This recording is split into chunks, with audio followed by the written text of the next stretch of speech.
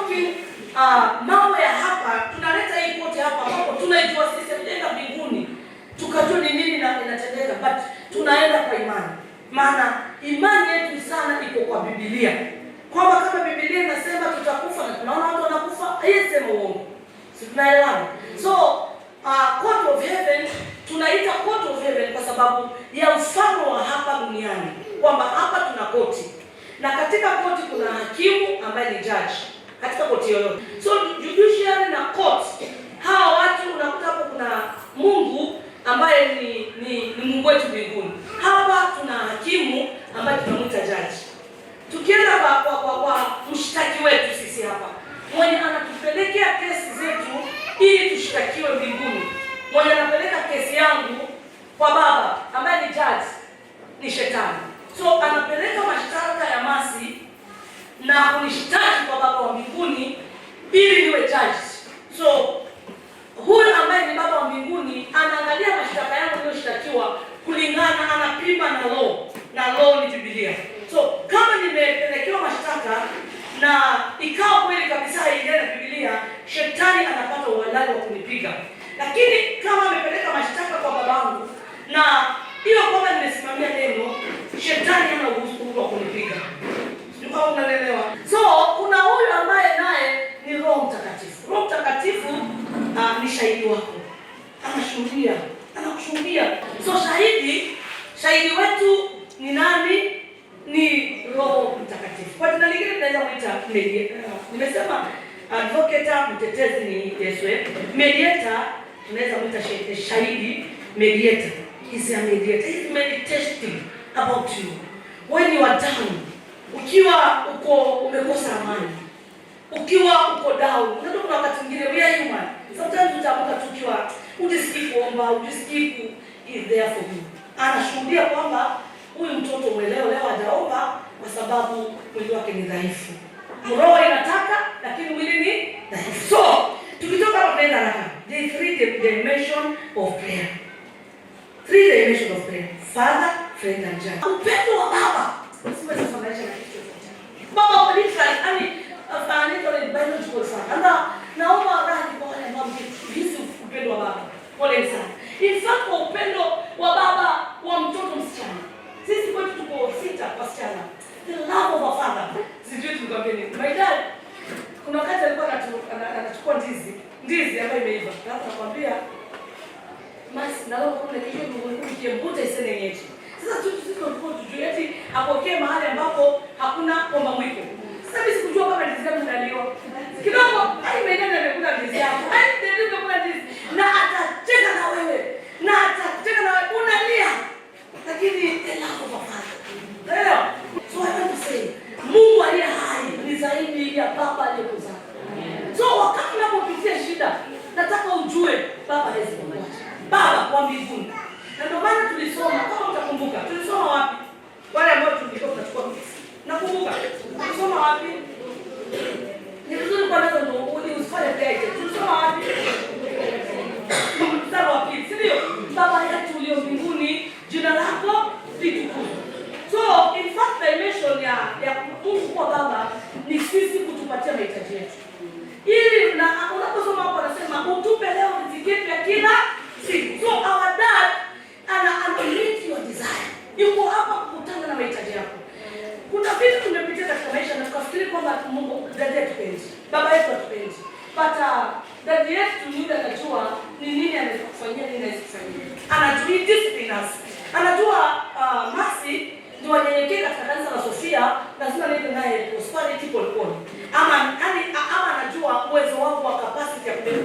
Tuko mnaelewa. So Mungu kwa uwezo wake anajua ninaweza vile tulivyo. So our dad hakuji kwako kukuumiza. He's a loving father, a caring father. Unaelewana?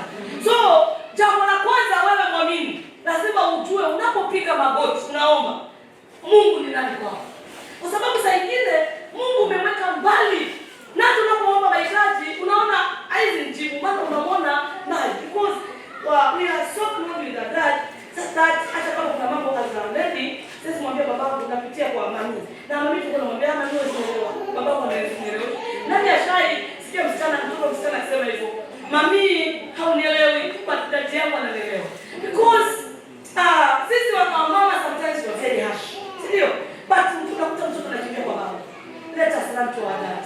He's our father. He's our father. Sawa?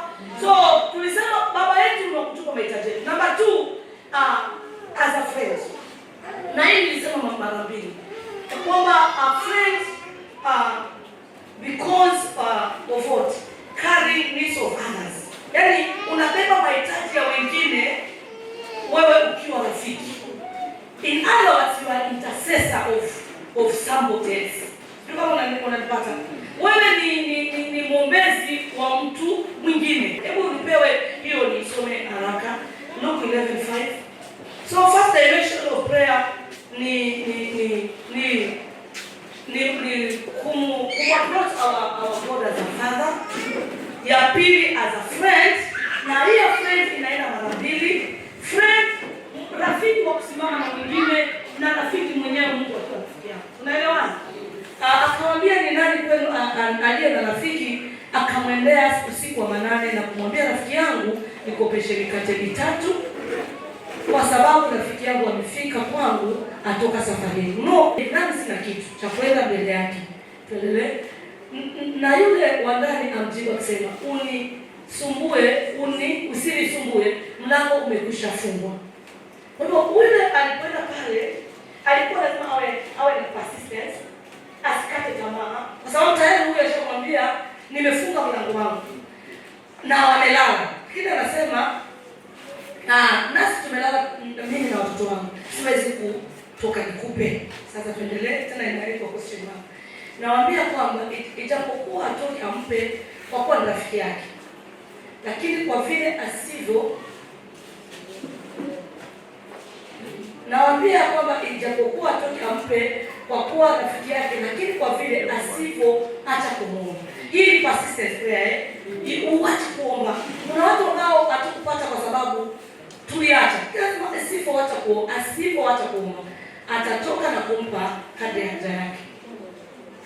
Nani nawaambia, ombeni na mtapewa. Sisi tunakimbiaga hivi. Lakini hatuendaji ya juu.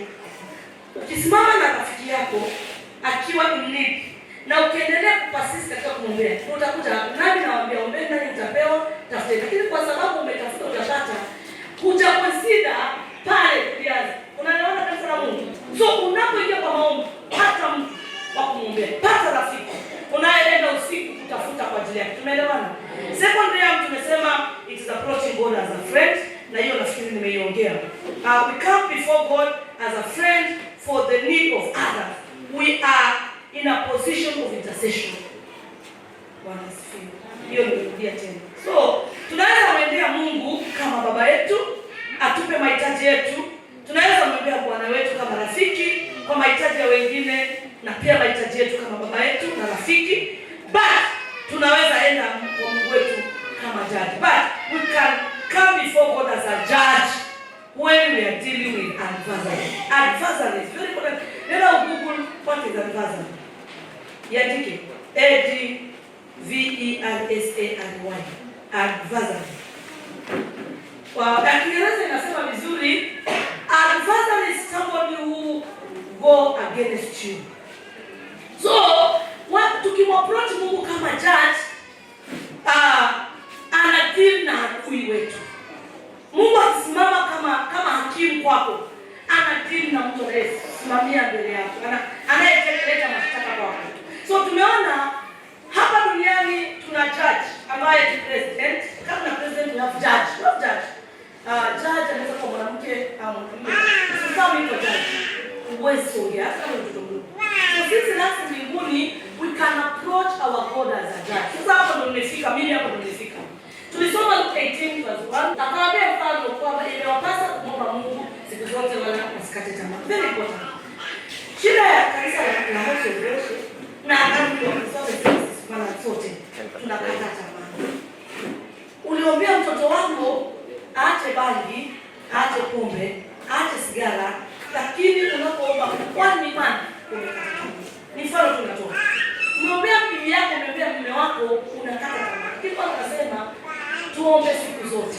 So unapoomba na uone vitu vimeharibika, never give up. In fact, tunataka Mungu mwambie niuishe zaidi, mtetezi wangu, shahidi wangu, my judge and my father, and I need you more. Na Mungu anasema twende. Akasema palikuwa na hakimu katika mji. Huyo hamchi Mungu wala hajali watu. Na katika mji huo palikuwa na mwanamke mjane. Akimwendea akisema nipate haki na adui wangu. Nipatie haki na adui wangu. Feli kwa nataka hiyo kitu shiki. Nipatie haki na adui. Unajua huyu mtu ni adui. So judge naye ni wicked. Hamchi Mungu. So adui amesimama hapa anataka kupiga mjane. Pia mwenye amemwendea ili amtetee kama hakimu pia hamchi Mungu. Ukanimagine this lady. Kwa unaweza kupata picha ya mwanamke vile alikuwa ameteseka. Anataka haki apate kunana. Apate kwa kula. Kuleta mbele nitakisimulia sana. Lakini mwenye ameenda kwa huyo hakimu ana uhakika hawezi kumpa kwa sababu gani? Ni mbaya, si mzuri. Kesi za Biblia inasema. Naye kwa muda alikataa. Halafu akasema moyoni mwake, japokuwa si mtu Mungu wala sijali watu, lakini kwa kuwa mjane huyu ananiudhi, nitampatia haki yake. Sema nitampatia haki yake asije akanichosha kwa kunijia tena. Ina mfano kwamba the more you are praising God, atafika mahali sema hai shika tena unatafuta. Na tunaambia kwamba Bwana akasema sikizeni na sababu yule anasema ni na Mungu je hata wapatia haki wateule wake wanaomlilia mchana na usiku, naye ni mvumilivu kwao. Nawaambia atawapatia haki upesi, lakini atakapokuja mwana wa Adamu ataiona imani. Unajua kuna vitu nimesikia eti imani, kuna mtu anataka tushike imani yake, atakija atakuta imani ndani, atakuta ukimtumikia Mungu. Nataka nikwambie wengi sio watabiri mabaya, lakini ukweli ni kwamba walio mbele watarudi nyuma. Unanielewa? Kwa sababu pale tuendapo ni wale kabisa wamesimamia imani watatoboa. Nakwambia kweli. Sababu vita vitakuwa vingi na kutakuwa na uchochezi mwingi ambao unaweza kufanya nini. So watakao simama mpaka mwisho watakao kufa. Ndio maana nauliza, je, akija kaona hiyo imani duniani? Na kwa point ni kwamba mfano kwamba tumepatiwa ni kwamba ikiwa hakidhalimu anaweza mpatia huyu mjane haki yake, wewe na mimi, mbona? So Mungu hawezi kosa kutupatia haki yetu unless ni shetani amepata uhalali. Sawa? Shetani akipata uhalali huwezi kupewa haki. So tusonge. Third dimension of prayer kunifika. The dimension of prayer is that of approaching the judge. Approaching God as your judge. Or going into a judicial system. Very important. Ukiona maombi unaomba na ajibiwi. Ukiona umetoa, umefunga, umeomba, hiyo ipeleke judicial. Ipeleke court of heaven. Haiwezi shida court of heaven. Haiwezi. Na nitakuonyesha vile utakavyopeleka ikiwa hutachoka. Hiyo haitaki kitu kingine. Inahitaji judicial system.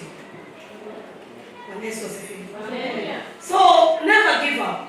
Kwa sababu tayari ushaambiwa mfano ni kuomba pasipo kukata tamaa. So ukiona umekuwa mwaminifu kwa kutoa, umefanya kila kitu. Because kama nitakuwa namtumikia Mungu na maisha yangu yako stagnant, no. Mungu ni mwaminifu Bwana. Mungu ni mwaminifu.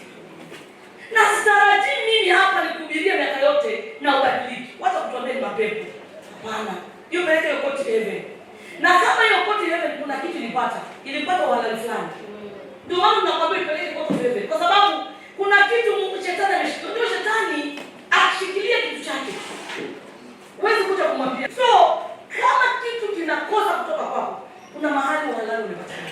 Because the judge have to stand on behalf of you. Lazima kuhani, hakimu ambaye ni judge asimame. So approaching God as a judge. Nafikiri tulisoma hapo. Tumesoma Luka 18 hiyo moja tumesoma. Ya kwamba huyu hakimu hamchi Mungu, bali hakimu wetu ni Mungu wa upendo. So kama huyu hakimu hamjui Mungu na amempa huyu mjane haki yake, kwa nini wewe usipewe? Nini baya? Kwa nini usipewe? What is wrong? Nini wapi tunaenda makosa? So tunaona vipi? Ya kwamba tunapo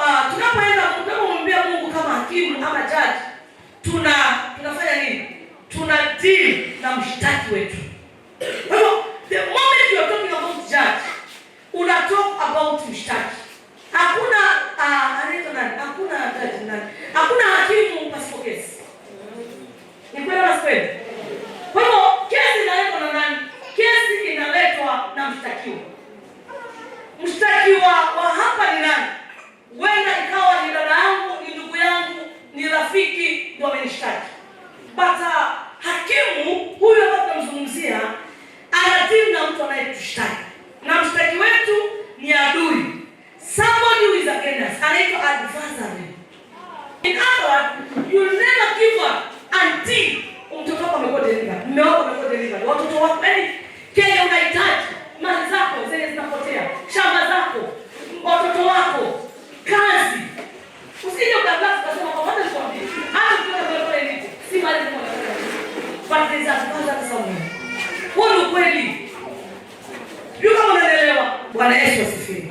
So tunaona maombi ni vita. Mwambie jirani yako maombi ni vita. Huyu prayer is a conflict, ni vita. Na ni vita vikali kwa sababu hautakikani mtoto wako asome. Haitakikani uolewe. Hautakikani uoe. Tulifundishwa juu ya malango hapa na katika. Lango la ndoa nije tulielomea liko vaki. Mwenye ataketi hapo ni mshtaki wako. Ambaye hataki uzae, hataki uolewe, hataki uwe na maisha mazuri. Ameketi. Tunasema nini? Prayer is a conflict. Have you ever felt conflict in prayer? It is a battlefield. It is actually judicial system or courts. Vile ambavyo unavyopataka kwa maombi. Ni una wrestle uko kwa courtroom. Vita vimewaka kwa courtroom. Sio kama unakuwa apewi, masi hapewi haki yake. Jaji naye anasimama atapewa. Mbona unataka kusimama? Haupi kwa sababu gani? Masi ni mshirati. Hapewi. Bana, mshirati uko wapi hapa? Kwa hiyo shetani ni mshirati, masi mshirati uko wapi hapa? So isa pato, ndio maana kwa Mungu nimekuja kwako. Kwa sababu sasa ni kweli, ambaye sisi anasema ni kweli ni mshirati mimi, but nilienda kama Daudi. Mungu dhambi yangu mbele yangu daima. Mungu nimekosa. Baba yangu nimekosa. Wewe ni baba yangu. Dhambi yangu mbele yangu daima. Futa dhambi yangu Bwana. Nimefanya ushirati. Nimekubali. Mungu amesema unapokuwa kuungana dhambi zake atasamehewa. Nimekubali Bwana. Kumbe unapotoka pale the judge atashika ile maombi. So wakati shetani anaanza kushitaki tayari Mungu ako na sauti yako ikilia, Baba ninatubu. Nimekosa. Ndio maana ukajudge people. You are judging people lakini mtu kumbe aliomba na kesi yake ilifanya nini? Iliondolewa. Do you know? So ndio maana unakuta kwamba in prayer tunafundisha hivi vitu vitatu. Adoration, confession, thanksgiving, bila hiyo. No. So wakati shetani anakushitaki kwa sababu ya conflict, vita viko pale, tayari ni kweli nililia kazi nimekosa. Nimeongea uongo. But nimeenda kwa Mungu. Nimekubali hakika nimekosea. Hata si pastor Mungu, nimeiba fungu. Nimekukosea Baba. Nimetoa Bwana nikakuilia. Baba unisamehe. Na kuna nini kwa mtoto? Niona mtu anatubu na analia. Akilia tu hiyo tayari ni evidence ya kutetea mtu. Huwezi mweza. Shetani analeta mashtaka kwa huyu. Mungu anasema unaona machozi ndio ndio kulia pale mbele. Lakini zanipenda mimi nataka hapa. Kazi yangu msalabani ilikuwa ni kumkomboa huyu. Kwa hivyo kesi imechukulia mbali, inatupiwa mbali. Lakini akipata uhalali, ndio maana unakuta kwamba kesi yangu na kesi yako inakuwa ngumu. Courtroom is a place of conflict and we are dealing with adversary seeking to prevent God's will from being done in our lives. Courtroom ni place ya vita. Kwa nini? Inadili na adui, inadili na shetani.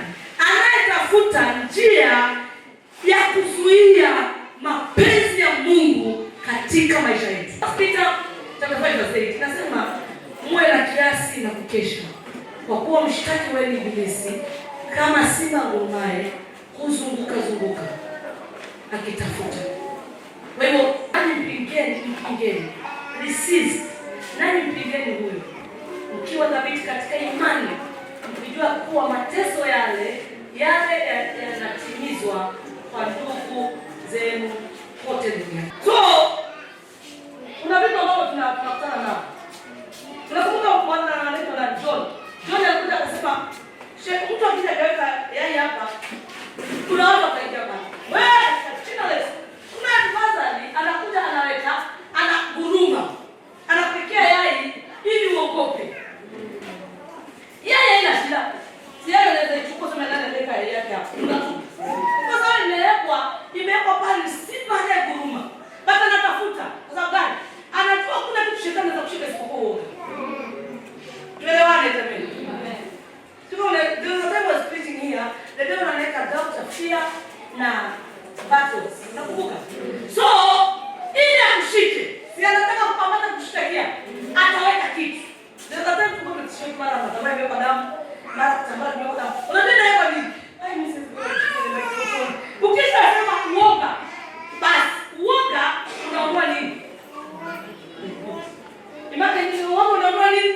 imani. So now faith. No, it is impossible to please God without. Sio Biblia inasema hautampendeza Mungu ukiwa hauna imani. So shetani akija akiweka yai pale kwa mlango, ataweka kitu kinaitwa fear. Akiweka fear, amepata uhalali wa kushtaki kwa Baba. Sasa huyu unasikia kwamba anadhuluma, eti ni yeye ameenda kutai pale bwana vile ameacha maombi. Haombi hata sasa ya keshi. Kwa sababu ameenda kukutana na nini? Yeah. So shetani anadhuluma kwa sababu yeye ni mshtaki wetu. Anatushtaki usiku na mchana. So ninasema vipi hapa? Ya kwamba huyu ambaye tunamuongea ambaye ni shetani. In Greek word tunamwita antidikos. Antidikos, which means one who bring lawsuit. Anapeleka mashtaka. In Greek word, huyo ndio tunamwita devil, right? In Greek word antidikos. Ambapo si muhimu sana, but nilikuwa nataka kukueleza hii ambayo inamaanisha who giving lawsuit. Anapeleka kwa law. Anapeleka mashtaka yako. Anachukua inaitwa nini? Uhalali. Anaenda kushtaki. So, anapozunguka hadi agundue kwamba wewe ni muongo. Anachukua ule muongo, anaenda kushtaki naye. Anakuja anajua ni msengenyaji, unasengenya. Mambo mengine kwa sababu anachukua hiyo anaipeleka. So, yeye ni anaitwa hivyo kwa sababu anakupelekea ili kupata legal position, ili apate uhalali wa kushtaki.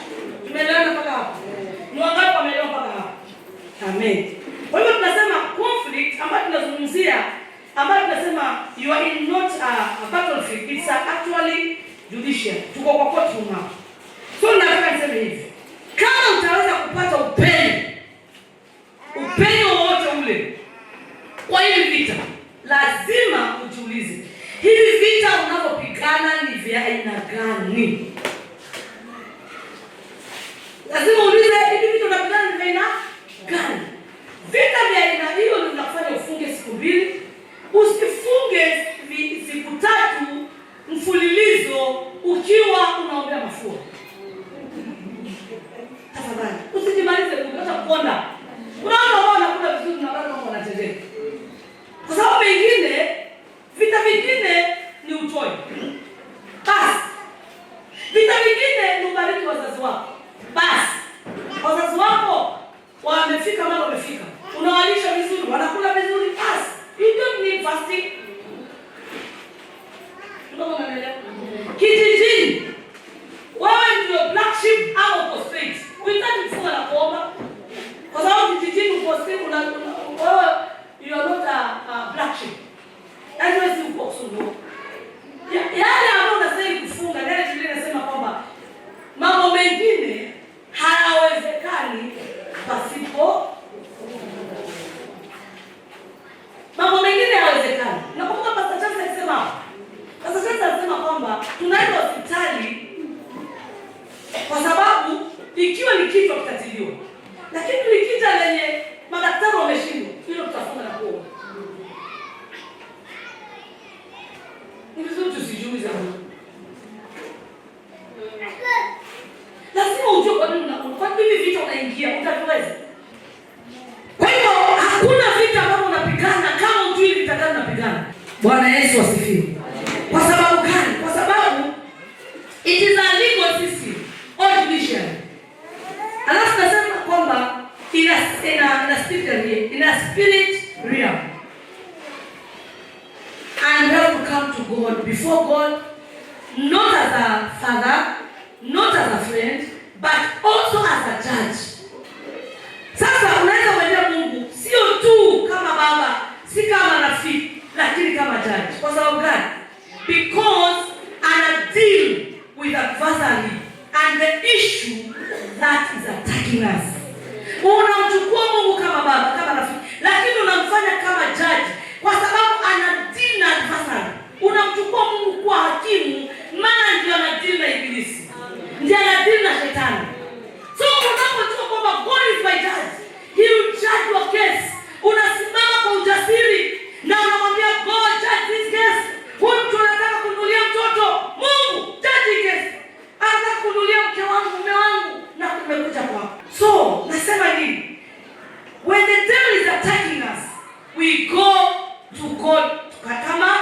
wakati wetu. Kwa hivyo watu wengi wamekuwa wakiomba kwa miaka mingi, lakini kile ambacho watapata matokeo kwa sababu gani? Breakthrough haiko. Kwa nini? Hatuna upendo. Kwa nini? Nataka nikuulize hivyo ndio ndio fikiria. Hili ujue unataka muone akili. Ukiona maombi yako hayajibiwi, vita viko vikali, hiyo kesi peleka kwa hakimu. Peleka kwa Mungu. Bwana Yesu asifiwe. Bwana Yesu asifiwe. Kwa sababu gani? Many people have been praying for a long time but haven't had any breakthrough. But we have to know to go to the third dimension of prayer. Third dimension of prayer ni going to God as a judge. Tumeelewana? Unaenda kwa Mungu kama judge. Revelation chapter 12 verse 7. But nitasoma Revelation chapter 12 verse Ufunuo Yohana mlango wa 12 mstari wa 10 mpaka 12. Kwamba tunaona kwamba approaching God as a judge. Hiyo ndio third dimension. Katika Ufunuo Yohana mlango wa 12 mstari wa 10 mpaka 12, if you want our full breakthrough, we have to deal with an accuser, the one preventing us from getting what God wants us to have. Kasikia sauti kuu mbinguni ikisema, sasa kumekuwa wokovu na nguvu na ufalme wa Mungu wetu na mamlaka ya Kristo wake, kwa maana ametupwa chini mshtaki wa ndugu zetu. Tarudia, kwa maana ametupwa chini mshtaki wa ndugu zetu. Yeye awashtakiaye mbele za Mungu wetu mchana na usiku. Nao wakamshinda kwa damu ya mwana kondoo na kwa neno la ushuhuda wao, ambao wakupenda maisha yao hata kufa. Then I had a loud voice saying in heaven, now salvation and strength and the kingdom of our God and the power of Christ have come. For the accuser of our brethren, who accused them before our God day and night, has been cast down. And they overcome him by the blood of the Lamb. And they overcome him by the blood of the Lamb and by the word of the testimony. And they did not love their lives to death. Ufalme wa Mungu unatakana udhihirishwe kwa sababu nao salvation, wokovu na nguvu ni ya kukomboa watu. Ni nini hiyo ambayo inafanya watoto wetu hawataki Mungu? Unajua mzee hataki Mungu. Nisikie vizuri. Hawa teenagers zao unaona hawataki Mungu. Na hao ambao tunalea, nafikiri kina Favor na kina Moleka na Esther, we need to pray more. Hawa watoto hawataki Mungu. Tunaomba mzao watoto wa Mungu.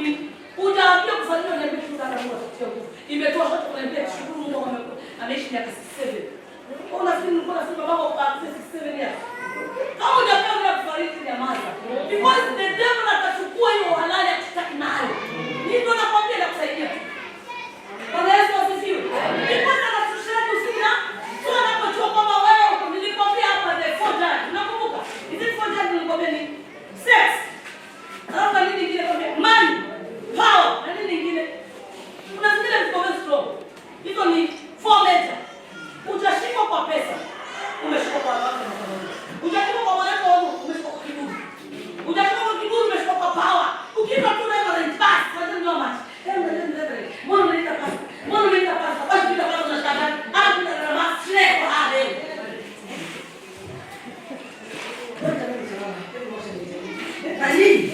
Wenyewe ndio. So nasema nini? Let's take the blood of Jesus. Kwa blood nitawachilia niendelee baadaye. Hiyo ingine nitamalizia. Because blood ninaongea sana. Nataka nifike mahali nitachukua vipi?